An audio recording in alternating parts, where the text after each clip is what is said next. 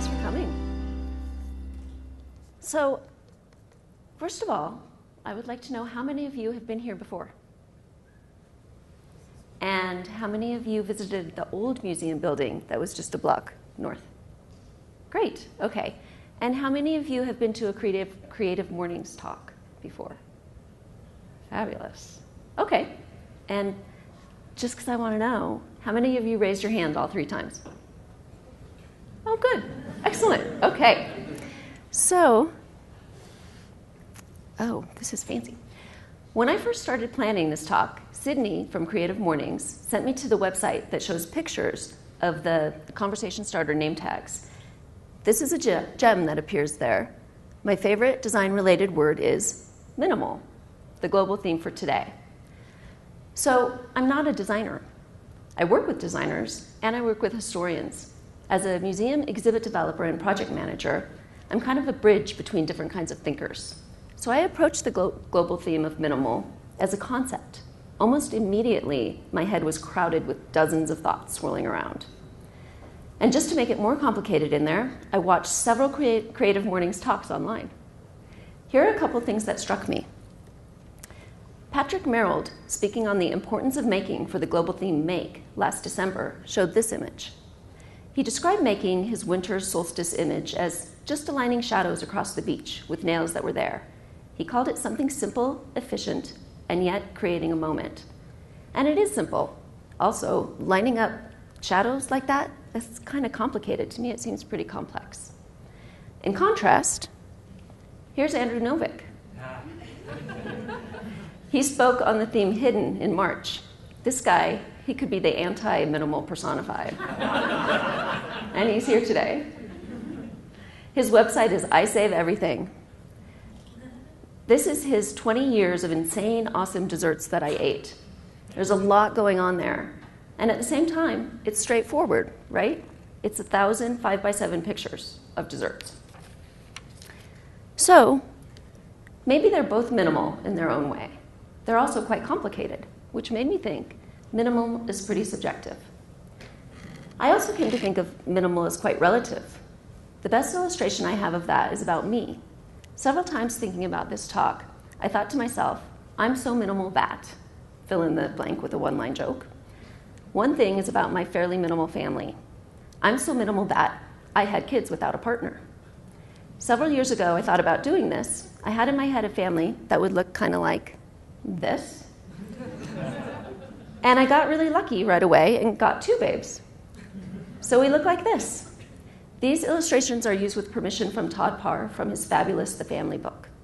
So my family is way less minimal than this. And even though we can be loud and obnoxious, we're probably more minimal than the 2-parent, 3-kid family, which is also way minimal than this fun family, which reminds me of a reality TV show. The point is that minimal is relative. To get an idea of what other people think of minimal, I tested the conversation starter at a museum conference last month. To me, minimal means. I got a few different answers. Some are similar. The one I found very interesting is there in the upper right. It says, short hair, no dye. The woman is clearly referring to me.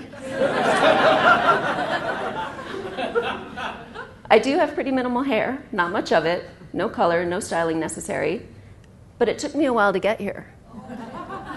Last year, I did a hair blog project with Liz Cook, the environmental educator here. She and I changed our hair every month for the year of 2013 and blogged about it. It was a process getting to minimal hair. I'm making the case that minimal takes some work to achieve. It's easy to think of minimal as simple, easy, because it's less, right? But the deal is, we don't start with a clean slate. Also in reviewing Creative Mornings talks, Megan Throckmorton, on the theme of childhood and creativity, quoted an interview with Kalina Ross. About collaborating with babies, Ross said, I think the answers to most problems are the simplest ones, yet we ignore the ideas that seem so simple. Why must life be so complex? Babies are a true reflection of what our souls desire at the core.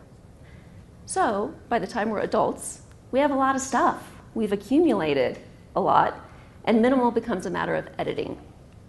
Megan also talked about her path to her small world, her 25 feet of the art district of Santa Fe. She referred to it as a happy, tiny fairy tale life, small, authentic, meaningful. It took her some effort to get there, and now it's what's right for her. So my current concept of minimal is in line with these responses to my name tag prototyping. It's really all about the least necessary, what's essential. And that depends on the situation, what's called for.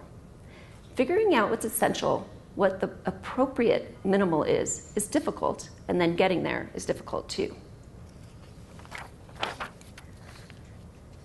We're sitting here this morning in this beautiful new building. It wasn't here a few years ago. We had lots of ideas. We had a blank parking lot, right? But we did have lots of ideas. We had an old museum building, and in the old museum building, we had lots of old exhibits. Not quite so minimal, right? There are lots going on there, and not really all that accessible to visitors. Although we got school groups and tourists and had a strong member base, some love this timeline, by the way, and they still ask for it. In those days, they didn't really make it down to the museum much to see it. Overall, the museum had minimal visitors. Looking back real quick generally into the history of museums, we have at our roots places like this. This is the University Museum at the University of Pennsylvania in 1899. People went out and colonized parts of the world and brought back exotic things, put them in cabinets of curiosity for the elite of society to enjoy. And for a long time, people who worked in museums, usually curators, had answers. They built exhibits to show and tell people what they thought they needed to see and learn. Museums have evolved quite a bit since then, and the transformation is ongoing. By ongoing, I mean decades of debate, often over authority. And there's still plenty of discussion. We talk about the museum's role as expert. I recently saw the rep from the Smithsonian's affiliate program, the Smithsonian where I don't work. He mentioned that museums have some crazy high rating as trusted sources of information. That's great, and we don't want to mess with that or let anyone down. And at the same time, today we also talk about communities and visitors as experts. We're exploring our job as facilitators of conversation and as listeners. We promote participation, co-creation, and civic engagement. Defining what's essential or the least amount necessary for any project in such a climate is challenging and exhilarating.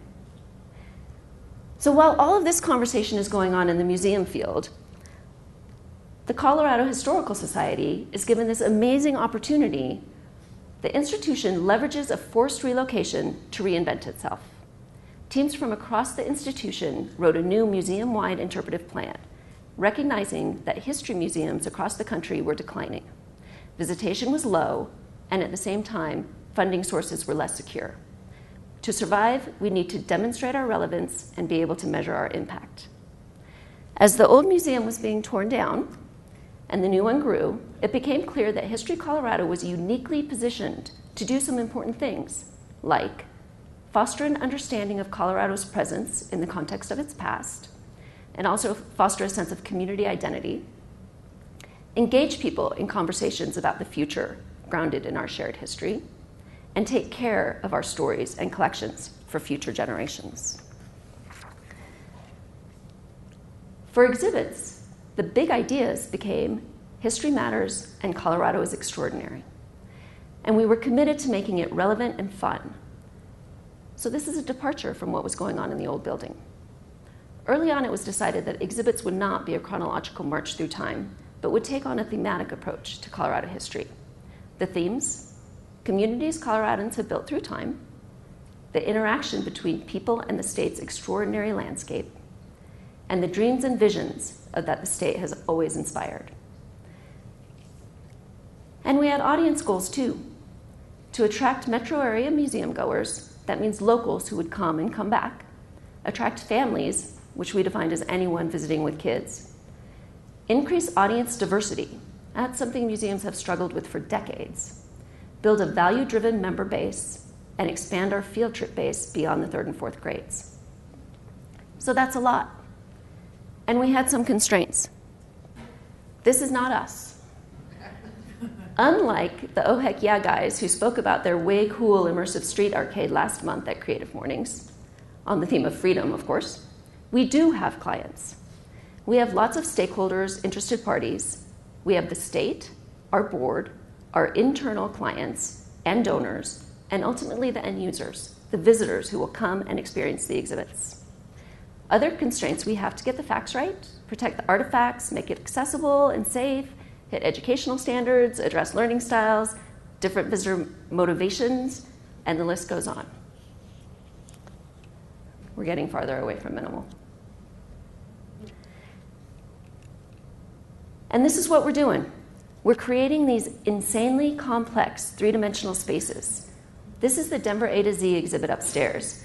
Exhibits like this have environmental treatments, artifacts, props, media, labels, graphics, activities, and content coming together with design, plus visitors. People come in and use these free choice environments. They self-direct and, to a large extent, make their own experiences. This example shows that sometimes we add a zombie and a big blue bear. For this one, we threw in the Barrel Man and Red Rocks. And beer, of course. And Casa Bonita. And a few more things. But telling the history of a whole city in about 1,500 square feet, this turned out to be the appropriate minimal. So how do we do this? This is a slide that Lindsay Housel showed in her Creative Mornings talk in February at the Denver Art Museum about creativity and rebellion. It's IDEO's design thinking model, their process for creating innovative products. I think exhibits by nature are innovative. The development process tends to follow a pattern kind of like this, although a lot messier. We do a lot of thinking about the problem and a lot of thinking about the end user, and we test and we modify along the way. Here we are out testing, talking to people about some of our exhibit ideas. Exhibits at History Colorado are audience-driven. Our most important client is the visitor, the end user, because if we can create environments and experiences that people want to participate in and come back to again and bring people to experience with them, that's going to make our internal client happy and even make donors happy, and hopefully there's a cascading effect. We use audience research to find out what resonates with people, to help identify approaches that will connect with visitors and encourage them to choose to engage. We use it to help define our essential, to get at the appropriate minimal for an exhibit project. We do other kinds of research too. For the first phase of exhibits that opened in this building a couple years ago, we traveled around the state to talk to individuals and communities with firsthand experience of the stories we thought we might try to share here. These images all relate to the Lincoln Hills area in our Colorado Stories exhibit upstairs about the African American resort and summer camp in Gilpin County. The pictures show community members sharing with exhibit teams. It also shows filming for the media piece that's up there and some of the historic artifacts and photos that went into the exhibit. Curators and collection staff are the folks who researched and pulled artifacts, and that was no small feat at that time because most of the collections were packed up and in storage. We had strong, talented internal exhibit teams doing research and development. We had a new exhibit development process guide that outlined the very collaborative cross-departmental framework for our exhibits projects. And these exhibits were of such a big scope. We also worked with consultants and contractors. We hired experts in the field of exhibit development, audience research, design, and media design. Together, we grappled with getting to minimum, finding the essential parts of the stories and matching those with the best ways to share with visitors. The process marches through phases of exhibit development. It's an iterative process of editing, refining, getting more and more detailed. For Destination Colorado, our first floor exhibit about the town of Kyoto on the Eastern Plains in the 1920s, we found through testing that people wanted to know about the people who lived there. They wanted personal stories. And we also found that the setup was important to get people into the story. We also knew that inviting visitors to participate in the activities that people in Kyoto would have done on a daily basis would make them connect, help them connect. Our lead exhibit developer and head of education insisted we have an egg collecting experience. She explained her vision to the designer at every meeting, at every phase. He wasn't a fan. He said that it's really hard to get visitors to go back and forth between exhibit areas. Visitors make their own path, and it tends to be generally in a forward direction. They're not likely to go back to a component once they've already seen it. Also, the mechanics of the egg return system seemed daunting and not worth it to him at all. So, this is when a project manager sits back, facilitates the conversation as much as possible, and then waits for the right solution to be found, the appropriate minimal in this case. And it was. The designer rose to the occasion. We got chickens that lay eggs and baskets that kids could use to carry the eggs to the general store and weigh and sell them. Volunteers return the eggs to the hopper that gets them back under the chickens, for those industrial designers who are wondering. And it works. When we talk to family groups on the floor, a really high percentage mention the eggs as a highlight. The design of the whole space, in fact, makes it easy for visitors to bop around between areas and easy for adults to keep track of their little ones. I've seen struggles to get kids out of there. The exhibit's success is backed up by fresh research. A fabulous intern, who's also here today, has recently been timing and tracking visitors in Destination Colorado. Timing and tracking is one of the established ways in the museum field to gauge how successful exhibits are based on how visitors use them. She's found that the exhibit, in the language of this research method, is exceptionally thoroughly used. That's pretty good.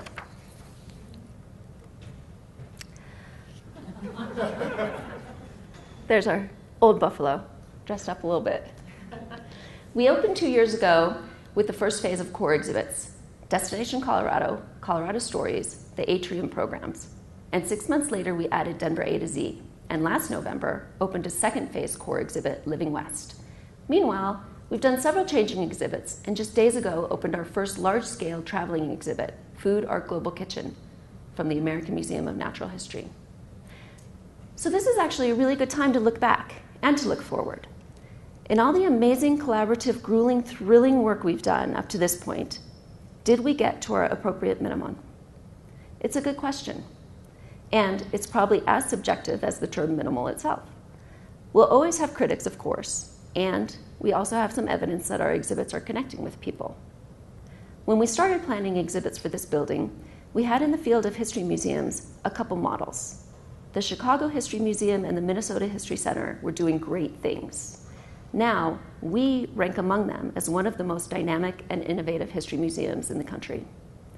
Recently, 2 of my colleagues from here at History Colorado went to 2 very different conferences and both returned saying that the cutting edge stuff that people out there are talking about, we're already doing that here. I went to a session at the American Alliance of Museums conference last month and was pleased that our Black Sunday object theater up in the Dust Bowl section of the Living West exhibit was featured by a consultant we haven't worked with directly in her talk about immersive environments. The image doesn't catch it very well. You got to see it. It's pretty cool. At the same time during that conference, activities going on at other museums inspired me, and I brought home ideas of what we're not doing here yet. Also in our own neighborhood and in our own town, museums, there are some interesting things going on. We no longer have the impetus of a new building driving change, and all of that stuff I said earlier about needing to demonstrate relevance and measure impact, that's all truer than ever.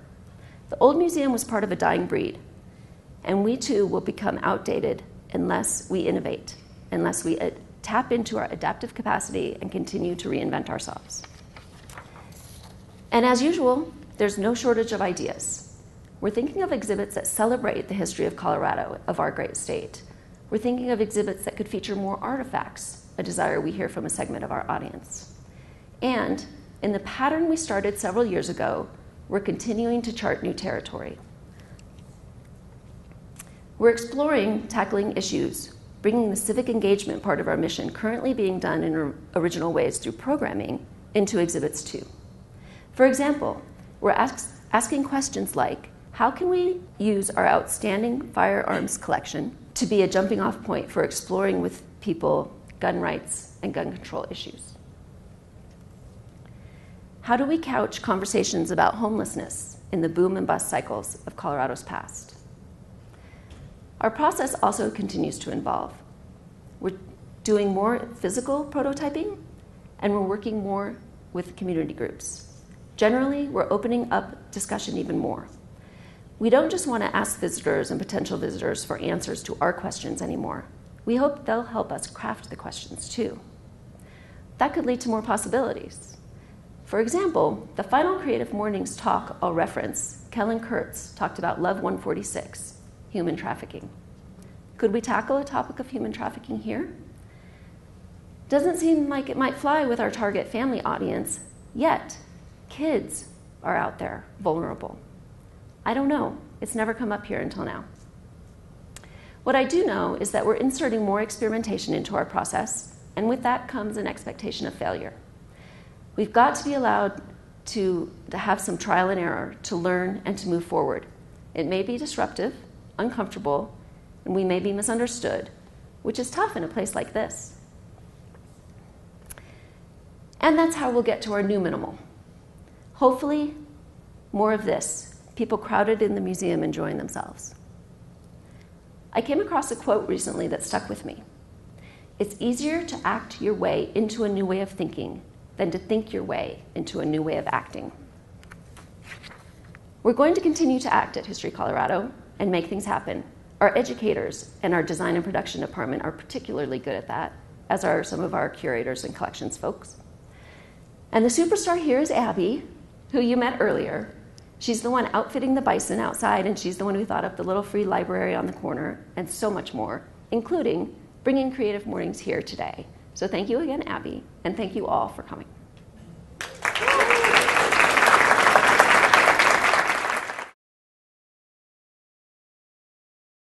We have a question about space and artifacts, and numbers of artifacts. And I don't know the answer to numbers of artifacts. I do know that we changed the nature of our exhibits when we opened this building. The look and feel and kind of what we wanted to achieve for visitors experience-wise was changing. And that was with the hope that we would be able to connect with more people, get more people in the door, and share the stories of our state. Does that get at your question? Yeah, all those artifacts, I assume you still have them. Oh, yeah. So the artifacts are in storage. They're actually, the storage that we got in this building is amazing. The registrars and collections managers are pleased as punch, and they continue to work on all the backlog of object cataloging that they need to do. So is that open to the public? Or they are making it more and more accessible. That's one of the exciting things that the curators and collections folks are working on. They do collections tours. When we had our food opening here on Saturday, they had tables of artifacts out. And like I said, as we continue to build out exhibits here, we hope to use more of the artifacts, for sure.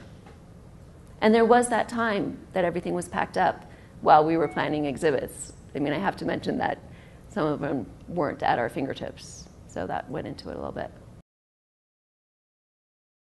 We don't have data about how long people stayed in the old museum or how they used the exhibits. We do know who was coming at the right before the building closed. We collected some data that was in 2009, and it was some high number of new first-time visitors. We weren't really getting very many repeat visitors. We did do lots of school groups, but what that tells us was that tourists were coming, local people weren't coming, really. And people weren't coming back. And that has changed quite a bit. We did a big study the summer after we opened, and we were getting families. We did a follow-up study, and even in the first year, we were getting repeat visitors, people who were saying they had been here before already. So that was good. I do know that the process was really interesting, and I think that I learned a lot. And it wasn't just about the hair. We were blogging about it at the same time, and it was such a creative outlet for me to write. in that format and write about hair. And it was, you know, a complete distraction from anything important or significant, but it was fun and totally worth it. And I'm figuring out what to do next. That's, you know, you come off a project like that and like this, and I'm not so sure. We'll see. We would like to do more of that, and there are different ways to do it. In fact, this prototyping that I referred to is one of the ways that museums do it. And we have, if you stay after and explore the exhibits a little bit, we have in the lower level gallery the beginnings of a prototyping gallery where we put things out in a rougher form and get feedback and reactions, and then fairly quickly can redo them and do them again. And so by the time they get to a more formal thing, they're really responding to, you know, what input we've gotten from the people seeing them. And then, you know, it always is nice to, even the exhibits that we've put out that seem fairly permanent, we do have plans to rotate them and do more. It depends on what you want to know. I mean, we have the gate information of who's coming in and who's coming to programs, and then, you know, we have really just started this looking at how people use the exhibits and sort of what the hang time is and things like that. We would like to do more summative evaluation of the exhibits, do more interviewing about experience here. There are lots of different methods, and we have minimal time and staff. It's a little tougher to talk to kids. There are a little more restrictions. We do talk to family groups. We talk to an adult representative in a family group, and we did a spring break survey last year where we only talked to visitors who were here with kids, and we did get reactions from the kids, but it was really the adult that we were interviewing. And I know that in the field there are studies that go on with kids directly, but they're sort of more hoops that we have to jump through to make sure that we do them right. The teens, right now, I wish that there was an educator here. I think that there's thinking going on about a teen audience, but Allison is over there saying, I want to say something. Oh, of course. Maury, thank you. So we just installed, how could I forget about Maury, thank you. This was one of our community co-created exhibits. In fact, the kids at Maury Middle School came in and created exhibits for us with some guidance by an exhibit team that I wish I was on, and maybe I would have remembered it. But those exhibits are up on the second floor in some changing exhibit cases that we have outside the library there. And they're really nice, and it was a great program. Those kids gave us really great feedback in terms of the sort of experience that they had and the learning that they did. And we also think that it's great for visitors to be able to come and see that. So yeah, so commingle is one. You know, the Hickenlooper came in here and signed the civic unions bill. Is that what it was? Yes. And that was a big event for us. That was great. The naturalization ceremony was here as well. And we have, our educators have what they call a forward series, which is a series of panel talks, usually relating to something else we have going on. With Living West, it was all about environmental topics, and those are sort of more civic engagement type issues. You know, it's different, no matter how you look at it. I think it's really hard to say. I mean, if we're defining minimal as the least necessary, it's going to change depending on the context. And what I love about working on museum exhibits is that it's always different. I get to learn so much about whatever topic I'm learning about. I did a project once, the John and Annie Glenn Historic House and Exploration Center. And I learned a lot, and it seemed not very exciting to me at first. It ended up being one of the most fun projects I ever worked on. So it just depends. And you know, that was a historic house and a science center basically together. So what is minimal in that case? It's, you know, it's some funky combination of things coming together. I think that we should be hitting hard topics. It's hard being part of the state, being an institution like this, to tackle issues like gun rights and gun control. We won't take a stand on it, but to allow that sort of discussion to happen here would be incredibly exciting and a little bit scary, but necessary, I think.